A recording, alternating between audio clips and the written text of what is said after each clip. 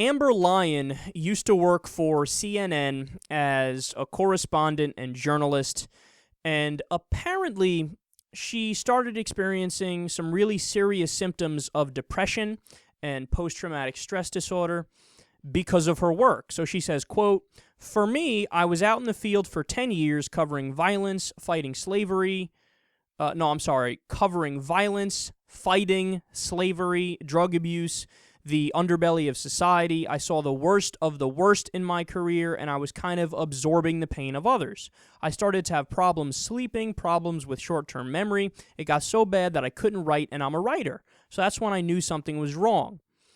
So what happened is she became very interested in psychedelic drugs.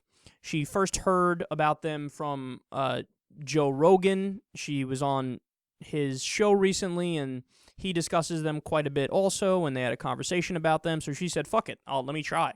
She actually hopped on a plane and went to the middle of the fucking jungle somewhere and went on one of these trips going through like a whole shamanistic ritual. And according to her, I think she did a few of those trips. I'm not sure whether the drug specifically was ayahuasca or DMT, which are both slightly different psychedelic compounds, I think. But she now says that it legitimately changed her life. Like she was able to hit the reset button on her life and kind of wipe the slate clean in her mind, and it got rid of her anxiety and her depression and her PTSD.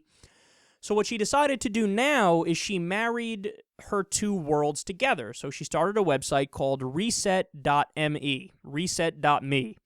It's an independent psychedelic journalism website, according to her, and it's going to give people all of the information that they need about all of these different drugs. Specifically, again, psychedelic drugs, so hallucinogens, whether it's DMT or ayahuasca or even psilocybin mushrooms, stuff like that.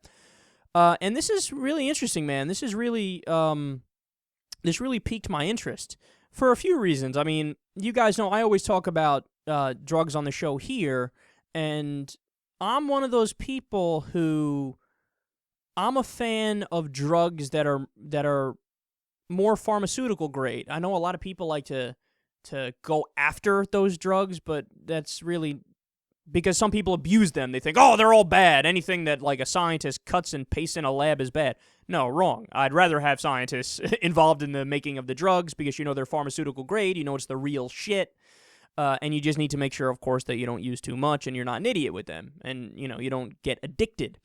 But so anything that would bring me up or bring me down, so whether it's stress reliever or something that's an upper, like, Adderall or something like that, which people always take to study. I used to take it just when I was, would go out and party, and it was fucking amazing. It's very similar to cocaine, basically. It's like cocaine in a pill form that a doctor approves. So I'm a fan of all those kinds of drugs, and of course I like alcohol and stuff like that, but for whatever reason, I always had this sort of mental block when it came to psychedelic drugs or hallucinogens, because to me, the idea of altering your mood in one way or another is appealing. Like, oh, okay, I'm feeling a little tired. Let me take this thing to pep me up. Or, hey, I'm really excited, but I'd rather be mellow right now. Just lay back and watch TV, so you take something to bring you down.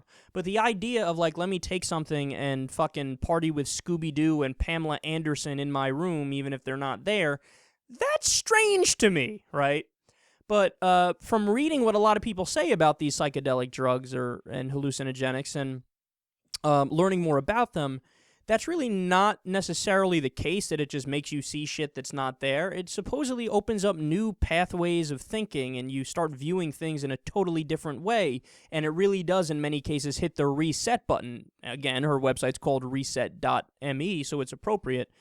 And that's interesting. So to have an outlet now where people who are really into the psychedelic movement and the hallucinogen movement,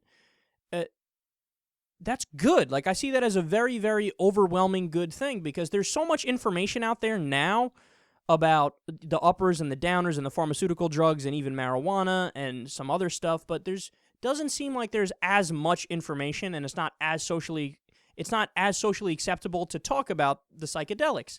And I think that's a problem. I think, people are always going to do them, so then the question becomes, where are they going to get their information from? How could they know what they're taking is good? How do they know what to expect when they do take it? what kind of a trip is a good trip like, and what's a bad trip like. And I mean, you can go down and list bullet point the facts and explain these things to people, and then give them more knowledge, and knowledge is power, of course, and then they can make a more educated decision if they do take it, and when they take it, and how they take it, and this and that. So I think it's definitely a good thing. It's definitely an interesting thing, and it's about fucking time that, we try to mainstream the idea of all these different drugs.